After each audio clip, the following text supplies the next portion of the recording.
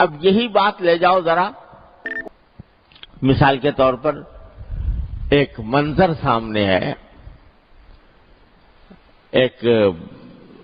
شہوت انگیز منظر سامنے ہے جو انسان کی جنسی خواہش کو ابھارنے والا منظر سامنے ہے، دل اس کی طرف لپک رہا ہے، دل چاہ رہا ہے کہ میں اس کو دیکھ لوں۔ اس وقت میں اس کی مثال ایسی جیسے پیاس کی حالت میں پانی پینے کو دل چاہ رہا ہے، لیکن اس وقت میں باوجود دل میں تقاضا پیدا ہونے کے، جس طرح تم نے وہاں اپنے اوپر زبردستی کر کے اپنے آپ کو پانی پینے سے روکا تھا، اسی طرح اپنے اوپر زبردستی کر کے وہاں پر آنکھ کو ہٹا لو۔ یہ ہے تقویٰ، چاہے دل چاہ رہا ہو۔ دیکھو حضرت یوسف علیہ السلام کا جو واقعہ قرآن کریم نے بیان فرمایا ہر مسلمان جانتا ہے۔ اس کا واقعہ جب زلیخا نے حضرت یوسف علیہ السلام پر ڈورے ڈالے اور دروازے بند کر دیے اور گناہ کی دعوت دی، تو قرآن کریم میں بڑا خوبصورت لفظ استعمال فرمایا ہے، ہمت بھی و ہم بہا، یعنی وہ جو زلیخا تھی اس کے دل میں تو خیال آ ہی رہا تھا گناہ کرنے کا، یوسف علیہ السلام کے دل میں بھی خیال آ چلا تھا، ہم بہا، خیال آ چلا تھا، یعنی رغبت تو پیدا ہوئی ہے، انسان ہے، بھرپور جوانی ہے، تنہائی ہے، ایک عورت دعوت دے رہی ہے اور گناہ کی دعوت دے رہی ہے، تو رغبت تو پیدا انسان کے اندر ہو، نہ ہو تو پھر وہ انسان نہیں، وہ فرشتہ ہے۔ رغبت تو پیدا ہوئی، لیکن رغبت کیسی ہوئی کہ رغبت پیدا ہونے کے باوجود پروردگار کی مرضی کی وجہ کی ناراضی کے خوف سے اس رغبت کی طرف ایک ذرہ برابر حرکت نہیں ہوئی، اس کی سمت میں ایک ذرہ برابر حرکت نہیں ہوئی۔ تو حضرت حکیم الامت قدس اللہ تعالیٰ سے حضرت تھانوی رحمۃ اللہ نے بڑی اس کی خوبصورت مثال دی ہے، یہی مثال دی ہے کہ جو رغبت تھی ایسی تھی جیسے روزے دار کو روزے کی حالت میں ٹھنڈے پانی کی طرف رغبت ہوتی ہے،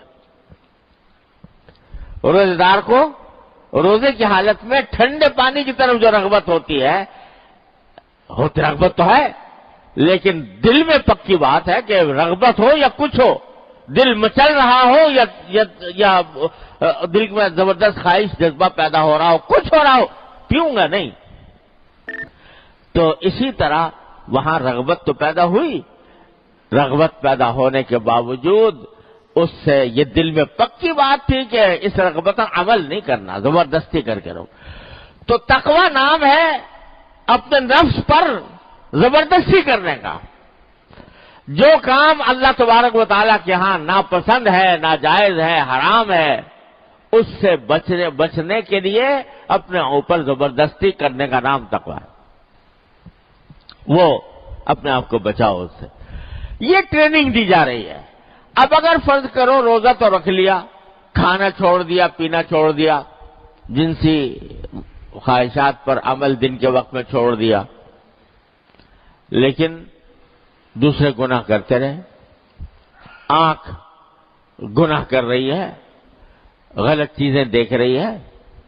منہ اور زبان وہ جھوٹ میں، غیبت میں، بہتان ترازی میں، الزام تراشی میں مشغول ہے، اور اللہ بچائے کان ناجائز چیزیں سن رہے ہیں، تو یہ کیسا روزہ ہوا بھائی کہ حلال چیزیں تو چھوڑ دی، کھانا حلال تھا چھوڑ دیا، پینا حلال تھا چھوڑ دیا، بیوی کے ساتھ صحبت حلال تھی چھوڑ دی، لیکن جو پہلے ہی سے حرام تھی، جو پہلے ہی سے حرام تھی، بد نظری حرام تھی، نہ چھوڑی، جھوٹ بولنا حرام تھا، نہ چھوڑا، غیبت کرنا حرام تھا، نہ چھوڑا،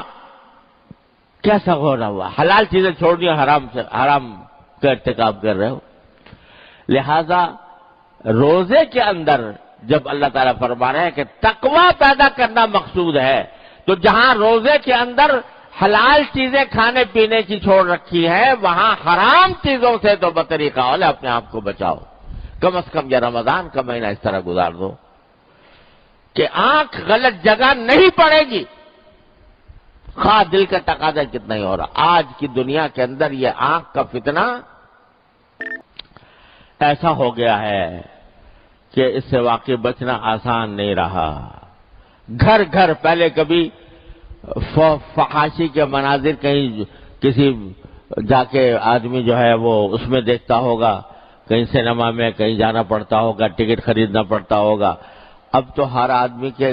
ہاتھ میں ہے، اور اس کے اندر جو اللہ بچائے فحاشی کے مناظر اس کے اندر موجود ہیں، تو ہر ایسا فتنہ یہ فتنہ پھیل گیا ہے۔ تو بھائی اللہ تعالیٰ یہی یاد دلا رہے ہیں لعلکم تتقون فرما کر کہ جب تم روزے کی وجہ سے اپنے اوپر زبردستی کر کے کھانے پینے سے پرہیز کر رہے ہو، تو پھر اپنے اوپر زبردستی کر کے ذرا آنکھوں کی بھی حفاظت کرو، آنکھوں کی بھی حفاظت کرو۔